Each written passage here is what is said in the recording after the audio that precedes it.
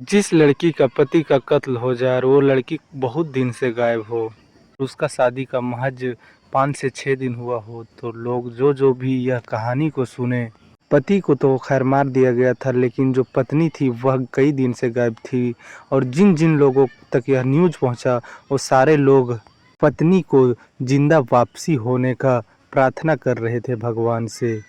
लेकिन कई लोग अपने आप में ये भी सोच रहे थे कि जब पति को मार दिया गया है तो पत्नी को भी मार दिया गया होगा, लेकिन उसका लाश कहीं दूसरे जगह छुपाया होगा। वहाँ कई पुलिस रेस्क्यू कर रही थी, काफ़ी घना जंगल था, खाई था। वहाँ रेस्क्यू के दौरान पत्नी का कोई पता नहीं चल पा रहा था।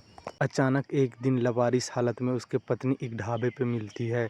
जब पुलिस को खबर किया जाता है और पुलिस आती है और उससे पूछताछ करती है, वह कुछ बोलने के हालत में नहीं थी। उसे हॉस्पिटल लेके जाती है। हॉस्पिटल में इलाज के बाद पुलिस पुलिस स्टेशन लेके जाती है। नमस्कार दोस्तों, आप देख रहे हैं द रियल क्राइमर में आपके साथ रंजित नायक। यह कहानी इंदौर की है। इंदौर के राजा रघुवंशी, और राजा रघुवंशी का जिससे शादी होता है उसका नाम सोनम रघुवंशी। शादी के वक्त कई इमेज में लोग देखे तो सोनम और राजा काफ़ी ज़्यादा खुश थे, लेकिन जैसे ही शादी खत्म होता है और कुछ रस्म के दौरान सोनम अपना ससुराल से मायके चले जाती है और मायके पे ही 3 दिन रुक जाती है। जब यहाँ ससुराल पक्ष वाले लोग वहाँ फ़ोन करते हैं तो सोनम की माँ बोलती है कि पंडित जी से हम दिन दिखवाए हैं, 5 से 6 दिन में यहाँ से सोनम को विदा करेंगे। यहाँ राजा रघुवंशी के घर वालों इसमें कोई ऐतराज़ नहीं जताते हैं। इसी बीच सोनम रघुवंशी के रिलेटिव में कहीं शादी था। फिर सोनम राजा को बुलाती है और एक ही गाड़ी पे दोनों लोग सवार होके शादी में जाते हैं। लेकिन जब राजा रघुवंशी सोनम को शादी में लेके जा रहा था तो सोनम के जो वहाँ गाड़ी में हाव भाव था वह काफ़ी अलग था। ऐसा लग ही नहीं रहा था कि दोनों का नया नया शादी हुआ है और दोनों पति पत्नी हैं। सो राजा को लग रहा था कि मैं एक पैसेंजर को लेके जा रहा हूँ, लेकिन राजा सोच रहा था कि कुछ दिन में हालत सुधार हो जाएगा। अभी नई नई है सोनम, वह कुछ दिन में घुल मिल जाएगी। शादी में जाता है राजा सोनम को लेकर। वहाँ भी सोनम जो थी वह राजा से कटी कटी रहती है, उसके सामने नहीं आती है, उससे बात नहीं करती है और राजा इसमें भी कोई जोर नहीं लगाता है। उसके बाद फिर शादी खत्म होने के बाद राजा और सोनम लौट जाते हैं। सोनम अपना घर चली जाती है और राजा जो था वह अपना घर चला आता है। लेकिन 2 दिन के बाद सोनम राजा को फ़ोन करती है और बोलती है कि हम लोग हनीमून के लिए जाने वाले हैं। राजा पूछता है कहाँ? तो सोनम बोलती है मेघालय। मेघालय में कामाख्या देवी का मंदिर है, वहाँ पूजा करेंगे और वहाँ घूमने वाला अद्भुत नज़ारा है, वहाँ घूमेंगे और वहीं हनीमून मनाएँगे। राजा को ये भी बोलती है सोनम की टिकट बुक कर लिया गया है फ्लाइट का।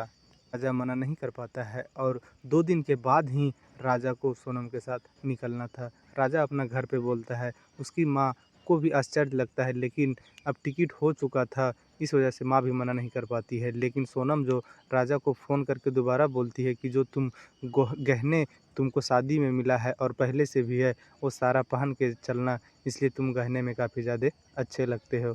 राजा भी फिर से मना नहीं कर पाता है, लेकिन यह बात माँ को राजा नहीं बताता है।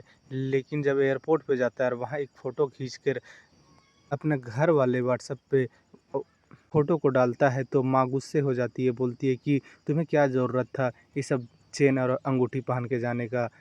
राजा बोलता है माँ से कि कोई दिक्कत नहीं है माँ, 2 दिन में लौट जाऊँगा। लेकिन उसकी माँ बोलती है कि घूमने फिरने वाले जगह पे तुम सतर्क होके जाना, इसलिए वहाँ चोर उचक्के काफ़ी ज़्यादा रहते हैं और तुम्हारे साथ कुछ अनहोनी ना हो जाए। राजा वहाँ से चला जाता है। कामाख्या देवी मंदिर का दर्शन पूजा करता है। उसके बाद ये लोग घूमने के लिए एक जगह जाते हैं जो कि काफ़ी ऊंचाई पे एक झील था, वहाँ ये लोग जाते हैं।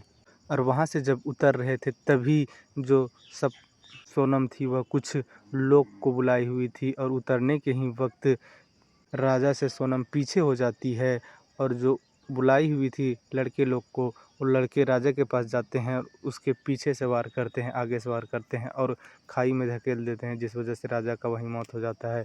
और सोनम वहाँ से फिर आती है होटल में, अपना पसंद के खाना खाती है और वहाँ से फिर गायब हो जाती है।